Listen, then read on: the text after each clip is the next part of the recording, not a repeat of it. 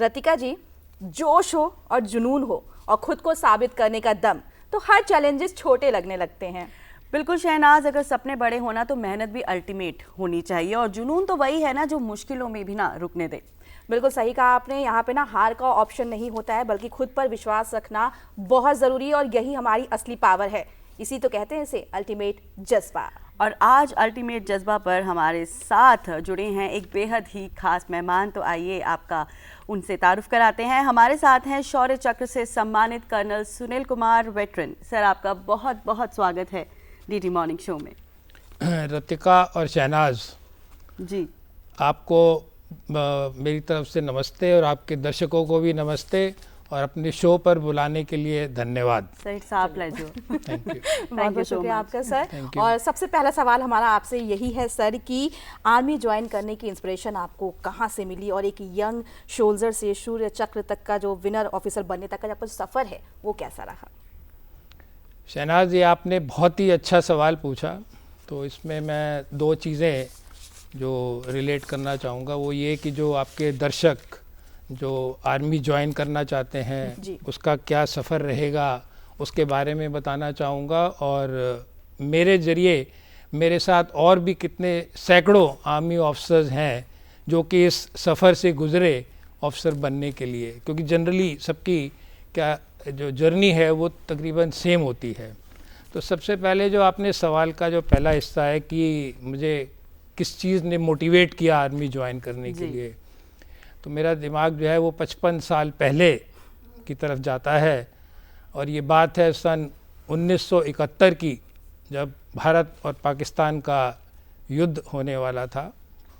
तो हम बच्चे थे, और रोज़ शाम को एक शहर के अंदर हूटर बजता था, और घर की सभी लाइट्स स्विच ऑफ कर दी जाती थी, कर्टन्स ड्रॉ कर दिए जाते थे, और घर के बाहर वॉलंटियर जो है वो विसल बजाकर अगर किसी के घर की लाइट जल रही हो तो वो उसको बंद करवाते थे, क्योंकि हवाई हमले का एक अंदेशा रहता था।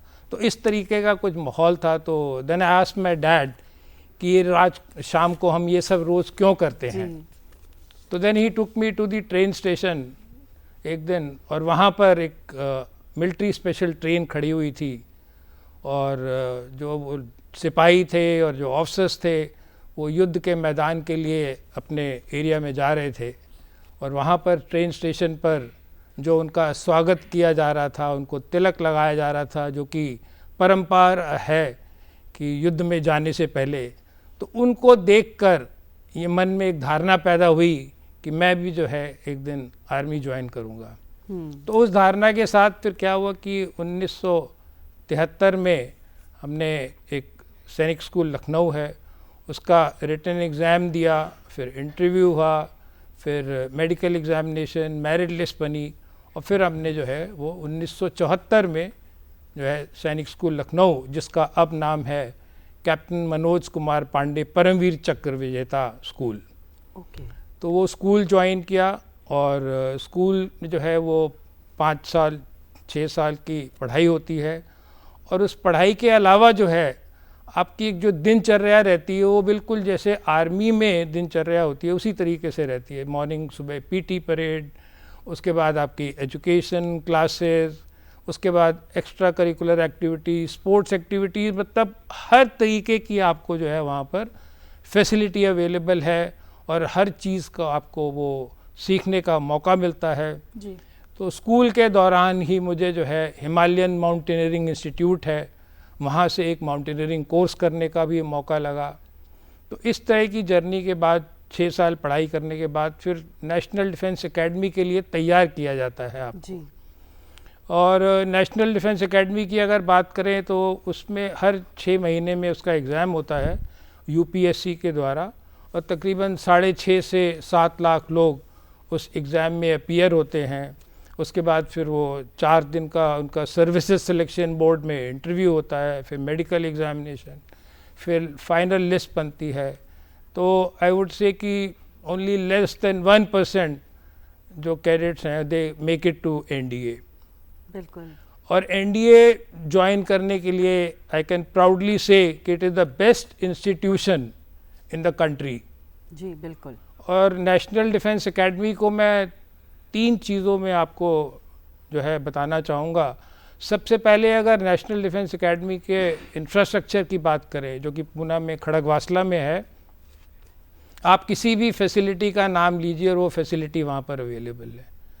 18 हॉस्टल्स हैं जिसके अंदर की जिनको हम एयरफोर्स की लैंग्वेज में स्क्वाड्रन बोलते हैं, तो हम 18 स्क्वाड्रन्स, उनके नाम है ABCD alpha Bravo Charlie delta. और उसके अलावा आपका एक मतलब कैडेट्स मेस है जिसमें कि 1800 से 2000 बच्चे एक साथ बैठकर डाइन करते हैं। उसके बाद ट्रेनिंग के लिए आपके पास PT ग्राउंड हैं, स्टेडियम है, एक लेक है जिसको हम पीकॉक बे बोलते हैं, और एयरफोर्स के लिए ग्लाइडर डोम है, और ऑडिटोरियम है जहाँ पर आपका एंटरटेनमेंट या कल्चरल प्रोग्राम होते हैं। और एक एंड से दूसरे एंड जाने के लिए you commute by bicycle, you can not walk, so it's a township in itself. तो इस टाइप का जो फैसिलिटी वहाँ पर अवेलेबल है ट्रेनिंग के लिए, आपकी खुद की पर्सनल लाइफ के लिए, और हर कैडेट को जो है एक अलग कैबिन दिया जाता है, जो कि नेवी की लैंग्वेज में cabin, otherwise that is a room where you stay. So that is the kind of infrastructure and facility which the National Defence Academy provides. बिल्कुल सर, और मुझे लगता है ये जो सारी मेमोरीज़ हैं आपकी, ये वाकई हमेशा दिल के हमेशा करीब रहती हैं।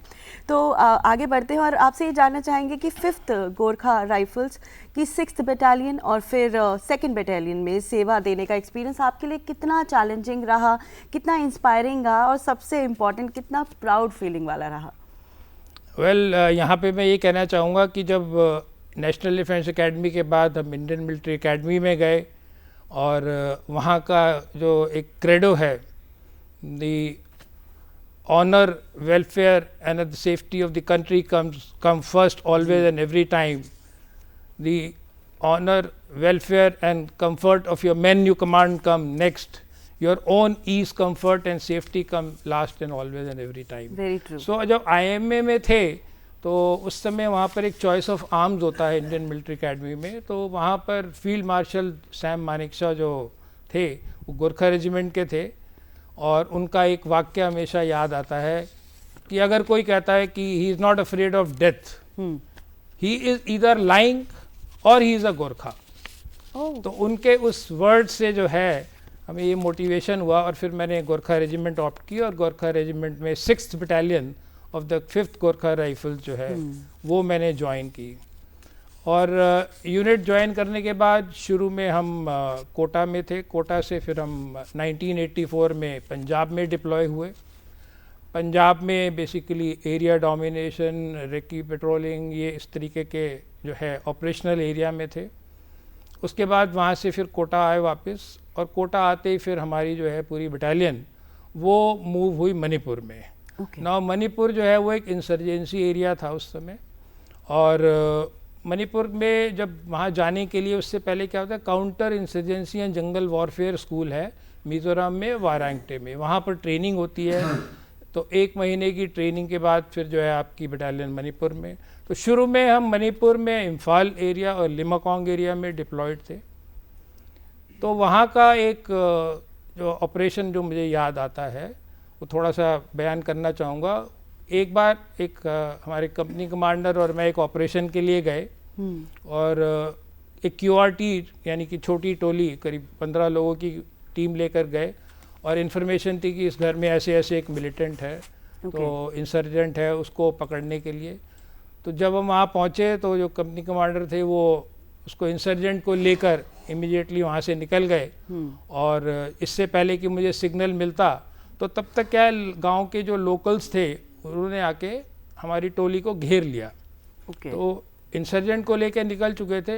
अब ऐसी सिचुएशन के अंदर जो है आपको अपना प्रेजेंस ऑफ माइंड, आपको आपकी ट्रेनिंग जो है, आपको you have to be very discreet because they are local people. तो एनीवे वहाँ से उनको टैकल करके और फिर हम अपनी पूरी टोली को सुरक्षित लेकर वापस पहुँचे। तो उस समय मेरे दिमाग में एक ये चीज़ आई कि it is a battle between heart and mind, क्योंकि आपका हार्ट कहता है कि वो लोकल हैं, वो आपके अपने देशवासी ही हैं। तो उसके ऊपर फिर मैंने एक आर्टिकल लिखा था called battle of hearts and mind, which was published by counter insurgency and jungle warfare school. तो दैट वाज वन इंसिडेंट। उसके बाद फिर हम उखरूल की तरफ गए और वहाँ पर भी इस तरीके से एक सक्सेसफुल ऑपरेशन किया जहाँ पर कुछ हथियार निकाले। तो इस तरीके से 3 साल मणिपुर में रहने के बाद फिर जो है हम वहाँ से वापस पीस स्टेशन आए बकलो, जो कि डलहौजी के पास में है। तो वहाँ कुछ समय रहे। वहाँ रहने के बाद फिर जैसे कि ऑपरेशनल रिक्वायरमेंट होती है तो हमारी यूनिट को JNK यानी कि कश्मीर वैली में बारामूला के इलाके में भेजा गया। तो वहाँ पर तकरीबन 1-1.25 साल रहे। वहाँ पर ऑपरेशन हुए, मिलिटेंट्स के साथ एनकाउंटर्स हुए और वो करने के बाद फिर हम वापस बकलो आए। तो बकलो के बाद जो है फिर हमारी यूनिट को मूव कर दिया लेह लद्दाख की तरफ। ओके। और लेह लद्दाख में जो है वहाँ पर मेजर शैतान सिंह है, परमवीर चक्र विजेता, और उन्हीं के सेम चुशूल सेक्टर में मैं डिप्लॉयड था। एक जगह थी डुंगटी नॉर्थ और चुमेक हाइट्स, जो कि बिल्कुल चाइना की लाइन ऑफ एक्चुअल कंट्रोल के ऊपर थे। जैसे कि उसी तरीके का सिमिलर एरिया जो है जहाँ पर गलवान का हुआ। जी बिल्कुल। तो हम यहाँ पे ये भी जानना चाहेंगे आपसे कि शौर्य चक्र आपको कब मिला और वो मोमेंट आपके लिए क्या था, क्या कुछ आपके जहन में उस वक्त चल रहा था? जैसे मैंने आपको बताया कि हम कश्मीर वैली में डिप्लॉयड थे और वहाँ पर एक दिन खबर मिली कि ऐसे ऐसे जो है इस घर में कुछ आतंकवादी मिलिटेंट या वो छुपे हुए हैं। तो हम अपनी टोली लेकर गए वहाँ पर और एक प्रोसेस होता है कॉर्डन एंड सर्च कर और जो कॉर्डन एंड सर्च ऑपरेशन जो है वो जनरली रात को हम कॉर्डन करते हैं और सुबह हम इस एरिया को सर्च करते हैं। तो उस गांव से थोड़ी देर पहले ही एक अकेला घर था। तो उस घर के जो है विंडो से बाहर लाइट आ रही थी और एक आदमी बाहर खड़ा जो कि लाइट में था हमें नज़र आया। तो उसको हमने चेक करने के लिए जैसे ही आगे बढ़े तो ये है कि वो अंधेरे में हो गया और हम थोड़ा सा आगे बढ़े तो वो इतना क्लोज हो चुके थे कि it was hand to hand encounter. और उस हैंड टू हैंड एनकाउंटर में जो है क्या कहते हैं हमें गोली लगी और बाकी जो जवान थे उन्होंने घर को दूसरी तरफ से घेर लिया। घेरने के बाद जो बाकी मिलिटेंट थे वो भी पकड़े गए और हैंड टू हैंड फाइट हुई। तो इस तरीके से जो है वो एनकाउंटर हुआ और उसके बाद मुझे वहाँ से इवैक्यूएट किया गया। फिर श्रीनगर बेस हॉस्पिटल में मैं एडमिट रहा और 12 दिन के बाद जब ठीक हो गए तो फिर वापस अपनी रेजिमेंट में आए और फिर उसके बाद दोबारा फिर ऑपरेशन किया महीने के बाद में। और फिर जो है हमने मौका मिला और मिलिटेंट को पकड़ने के लिए और हथियार। तो उस समय भी एक और सिचुएशन हुई जहाँ पर कि आकर लोकल्स ने हमें घेर लिया। जब उनको पता लगता है कि जो कोई पकड़ा गया है तो या तो कुछ बाहर की ताकतें उनको मजबूर करती हैं इस तरह करने के लिए। बिल्कुल बिल्कुल। तो सर बिल्कुल आपने यहाँ ठीक कहा और आर्मी में हम समझ सकते हैं कि हर चीज़ बहुत ही डिसिप्लिन्ड रहती है और आपने तो इतने साल आर्मी में बिताए हैं। तो अगर हम कहें तो इसने आपकी पर्सनालिटी, आपकी डिसिप्लिन को और मुश्किल हालातों में आपको स्ट्रॉन्ग बनाने में, आपको मजबूत करने में किस तरह से मदद की? जैसे मैंने आपको बताया कि हमने स्कूल में हमने 11 साल की उम्र में यूनिफॉर्म पहननी शुरू कर दी थी। जी। तो स्कूल, फिर नेशनल डिफेंस एकेडमी, फिर इंडियन मिलिट्री एकेडमी और फिर आर्मी। और सबसे बड़ी चीज़ जो है बैकबोन है जो आर्म फोर्सेस की वो है डिसिप्लिन। बिल्कुल। और वो डिसिप्लिन आता है आपकी ट्रेनिंग से।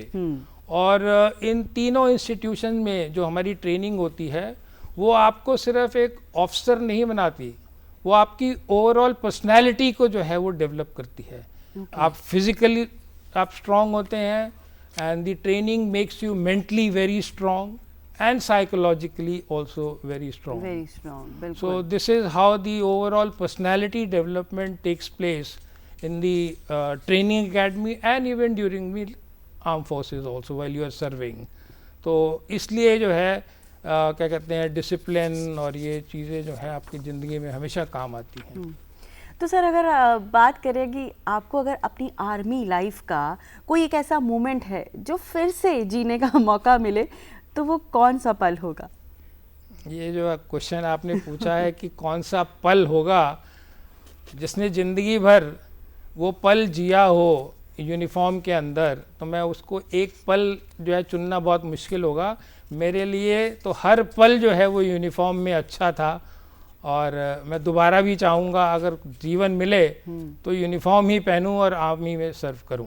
बिल्कुल। तो इस तरीके का, क्योंकि जो जज्बा होता है अपने एक एम और ऑब्जेक्टिव को अचीव करने के लिए, वो आपको जो है कहीं और नहीं मिल सकता। आपकी ट्रेनिंग में ही आपको ये सिखाया जाता है कि the word no is not there in your dictionary. Okay, मतलब आपको अगर कोई भी काम दे दिया जाता है तो आपका आंसर यस ही होता है, और आप कैसे करें वो जो है चैलेंजेस आपको खुद फेस करने हैं, और उसका जो है वो तरीका हर जवान, हर ऑफिसर जो है बड़ी आसानी से उसको जो है निकाल लेता है। तो the word no is not there in the dictionary.